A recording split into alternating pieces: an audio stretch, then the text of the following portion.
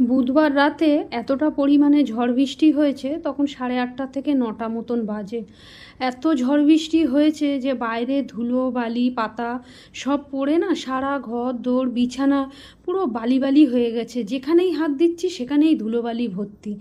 আর দেখো এই যে মেলাতলা দিয়ে না এই কাপ এই বাটি তারপরে এই প্লেট এগুলো না সব কিনে এনেছিলাম, শোকেসে গুছাবো গুছাবো করে সে আর সময় হয়ে ওঠে না। সংসারের শত কাজের মাঝে আর যে বাড়তি এই এগুলো যে গুছাবো জিনিসপত্রগুলো সেগুলো আর সময় হয় না বলে তাই এই ঝুড়িতে রেখে দিয়েছিলাম।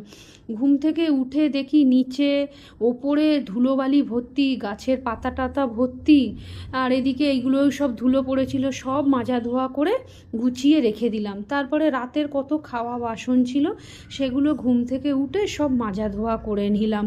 মানে সকালে ঘুম থেকে উঠলে আর এরকম ঝড় বৃষ্টি হলে কোন কাজটা আগে করব কোনটা পরে করব মানে চিন্তা করে আর কুল পাই না। যত বাসন ছিল সব মাজা ধোয়া করে নিলাম, এদিকে এসে ওপরের ঘরটা ভালো করে গুছিয়ে নিলাম। তারপরে এখানের কিন্তু বিছানার চাদরটাও আমি পাল্টিয়েছি, সেটা তোমাদের সঙ্গে আর শেয়ার করা হয়নি। এতটা পরিমাণে ধুলো বিছানার চাদরে পড়েছে, এই বিছানায় যেহেতু আমরা শুই না তবুও গুছিয়ে রেখে দেই।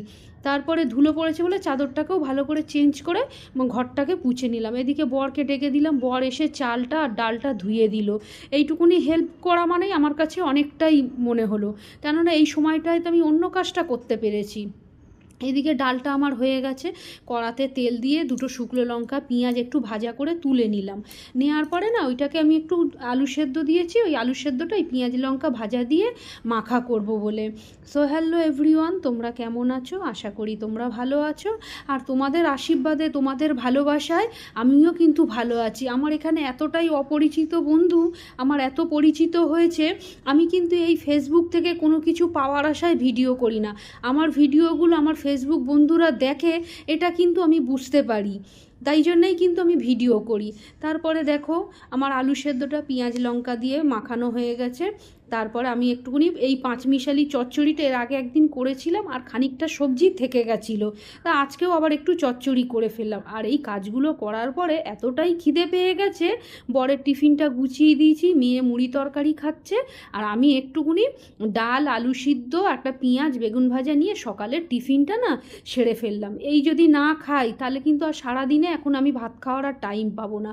ওপরের কাজটা কমপ্লিট হলেও এখনও নিচের ঘরের কাজ কিন্তু অনেক বাকি, কাচা ধোয়া করব, চান করব। তারপরে ছোটো মেয়ে এসে বলছে মা এক গাল ভাত দাও, ওকে আবার দিলাম। টাটা।